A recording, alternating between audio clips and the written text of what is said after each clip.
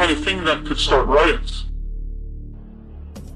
I think when Mubarak did what he did, I think it really upset people here as well as in the Middle East. I put myself in their place, and I found myself in a desert of nothingness because he just wiped out everything that my world incorporated. That just showed me and everybody else that the same thing can happen at any time, at anywhere, in any government. Anonymous and the people on the internet stood up and said, go fuck yourself. You want to shut down their internet? Fine. The people on the internet will show them how to turn it back on.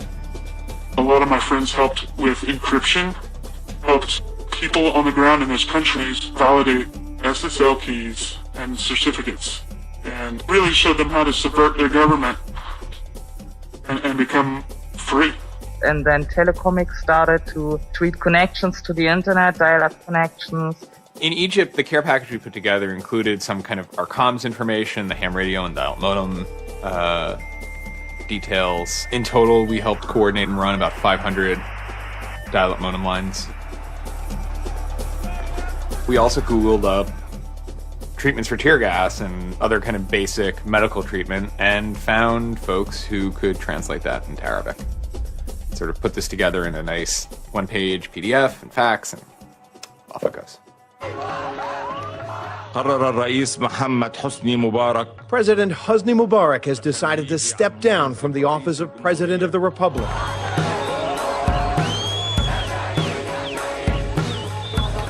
When Mubarak left, it was a hell yeah moment.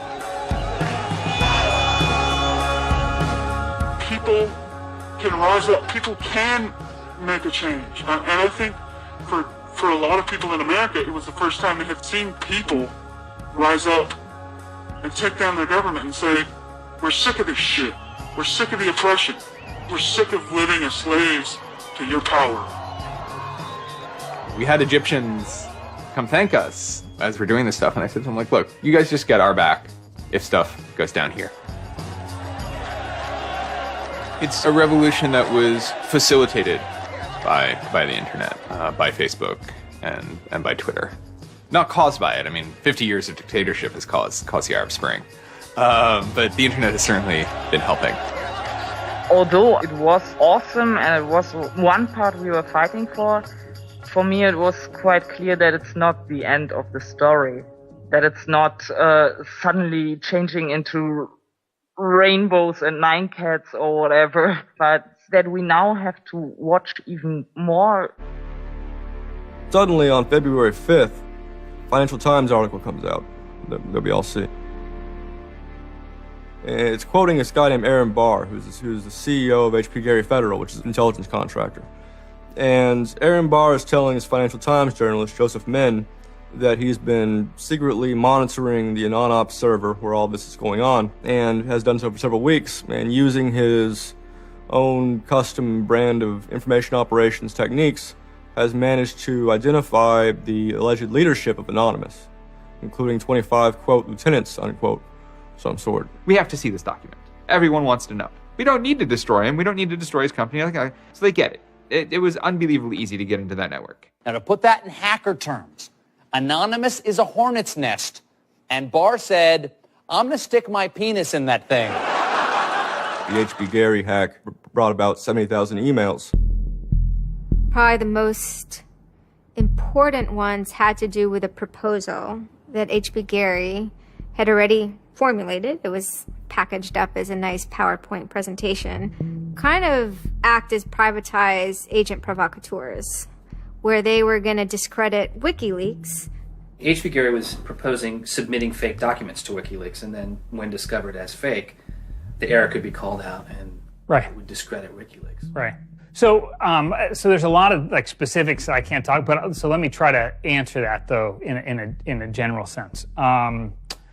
First of all, it's probably no surprise to anybody. I'm not a big fan of WikiLeaks. I think that the broad purpose of trying to get as much information, proprietary or classified information for the government, expose that, is an extremely destructive and dangerous purpose. The proposals involved conducting information war on WikiLeaks and its supporters, creating dissension within WikiLeaks, DDoS attacks. You also wanted to launch cyber attacks on WikiLeaks infrastructure to get information on document submitters. Well, one thing I guess I want to make sure is clear is, none of those activities had actually occurred.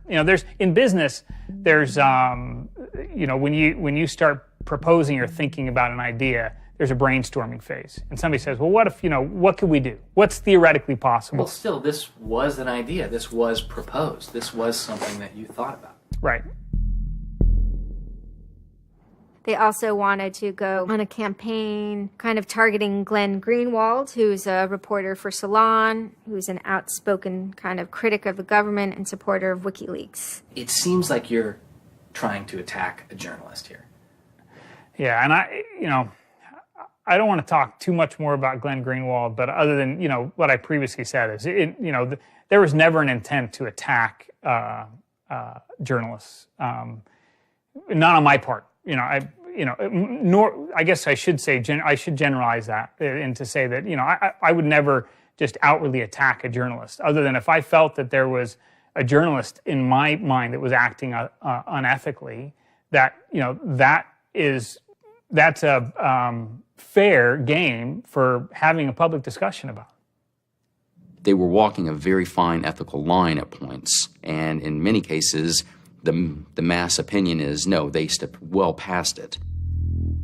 I will not support broad theft of information released to the public, because that's nothing but destructive. If somebody has information that's been stolen from them, and whether or not WikiLeaks encouraged the theft of that, or whether or not it was just put in their lap, still they're threatening to release the information that is the private property of another organization. So your choices are to just allow that to happen, or to try to stop it. How offensive is too offensive? We've certainly seen a lot of strategy coming out of governments across the world now saying, publicly admitting that they need to develop better offensive strategies in cybersecurity, because defense as a whole, it isn't enough. It never is enough.